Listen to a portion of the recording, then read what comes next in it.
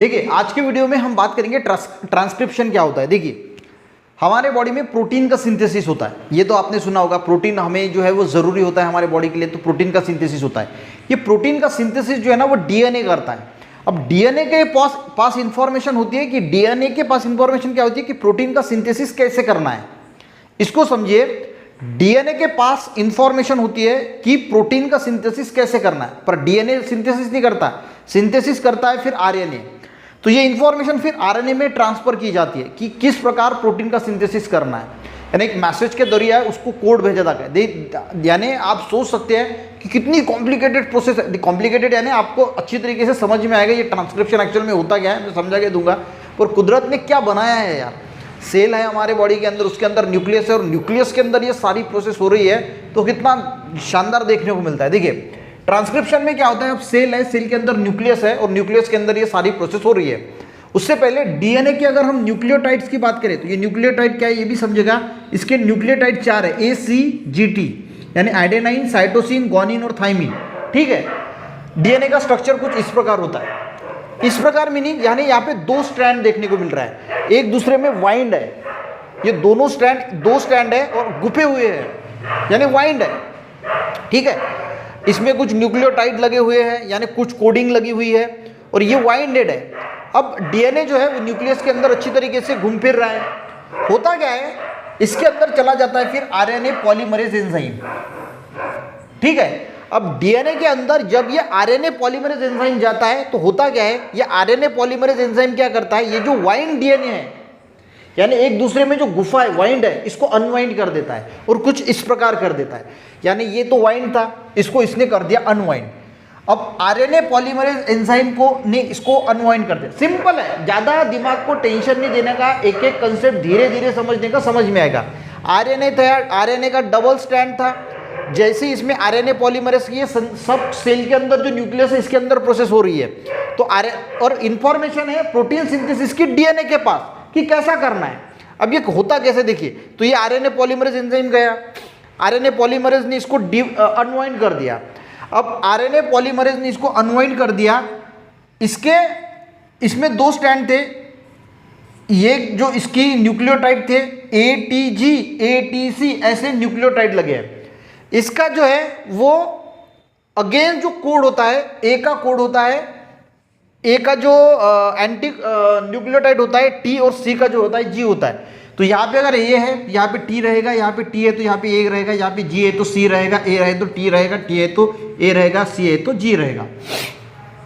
अब होता क्या है, ये जो 2 स्ट्रैंड है इसमें का जो एक स्ट्रैंड है उसका जो कोड है, न्यूक्लियोटाइड है, वो आरएनए पॉलीमरेज पे कॉपी हो जाता है, उसका एंटी कोड।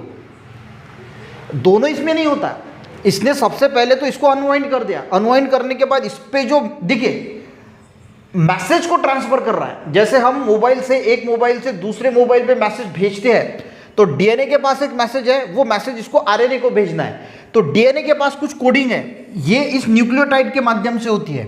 TA, एक जो 2 स्ट्रैंड है, एक के स्ट्रैंड पे ए है तो इसका अगेंस्ट वाला T है, इसका इंटरकोड ए है, इसका C का G है। मैंने यहाँ पे लिखा है, ए के लिए T और G के लिए C, यानी ये एक दूसरे के फ्रेंड है। जहाँ पे ऊपर अगर ये है तो यहाँ पे T रहेगा, T है तो ए रहेगा, C है तो G रहेगा, G है तो C रहेगा, ऐसा।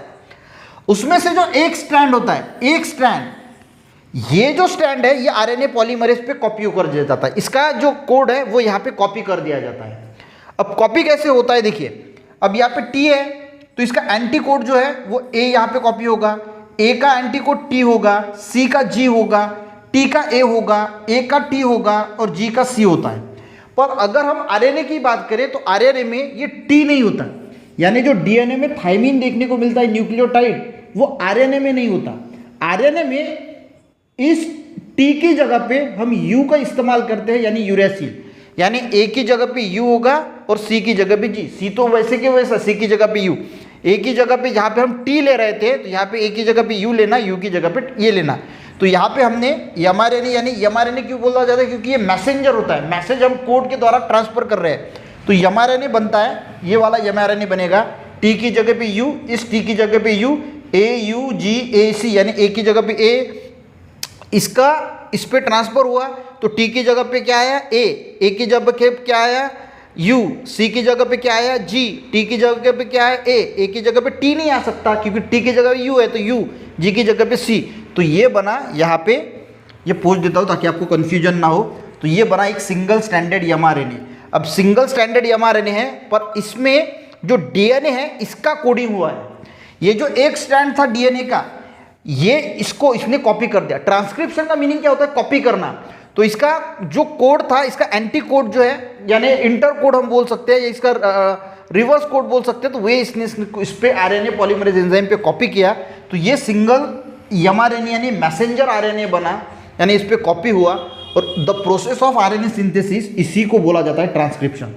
तो सेंट्रल डोग्मा तो आपको समझ में आ गया, the process of formation of protein bye DNA through RNA. तो डीएनए आरएनए के थ्रू जो है वो प्रोटीन का सिंथेसिस कर रहा है। तो इसके पहले डीएनए होता है, ये वाइंड होता है, आरएनए पॉलीमरेज एंजाइम जाता है, ये सेल के अंदर न्यूक्लियस के अंदर सब हो रहा है, आरएनए पॉलीमरेज एंजाइम इसको अनवाइंड कर देता है। फिर डीएनए के एक स्ट्रैंड में जो न्यूक्लियोटाइड लगे हैं वो न्यूक्लियोटाइड यहाँ पे कॉपी हो जाते हैं। अब कॉपी ऐसे के ऐसे तो होगे नहीं, तो आरएनए इसके जो है वो एंटीकोड लगेंगे, ठीक है। तो ये एंटीकोड इस पे छप जाते हैं। सिर्फ यहाँ पे आरएनए में टी की जगह पे जो है वो यू यूज किया जाता है, यूरासिल। तो यहाँ पे हमने जो है टी का ए की जगह पे टी आना चाहिए तो यू आ गया, सी की जगह पे जी, टी की जगह पे ए की जगह पे टी आना चाहिए तो यू, क्योंकि आरएनए में यूरासिल होता है, थायमिन होता नहीं। सी की जगह जी की जगह पे सी, तो ये mRNA जो है बन जाता है। और इसी प्रोसेस को हम बोलते हैं ट्रांसक्रिप्शन। समझ में आ गया? सिंपल है, बायोलॉजी बहुत सिंपल है, समझा के अगर कॉन्सेंट्रेशन से देखते हो तो अच्छी तरीके से समझ में आ गया। तो ट्रांसक्रिप्शन जो है अच्छी तरीके से समझ में अगर आ गया, देखिए प्रोटीन सिंथेसिस में ट्रांसक्रिप्शन है, ट्रांसलेशन है और ट्रांसलोकेशन है। तो एक प्रोसेस आप समझा की दी ट्रांसक्रिप्शन, उसके बाद ट्रांसलेशन देखेंगे और ट्रांसलेशन और ट्रांसलोकेशन देखेंगे बाद में, ठीक है। आज का वीडियो बच्चों अच्छा लगा, एक लाइक जरूर करना, अपने दोस्तों को भी शेयर करना, चैनल पे नहीं जरूर सब्सक्राइब करना। मिलते हैं नेक्स्ट वीडियो में, तब तक के लिए जय हिंद।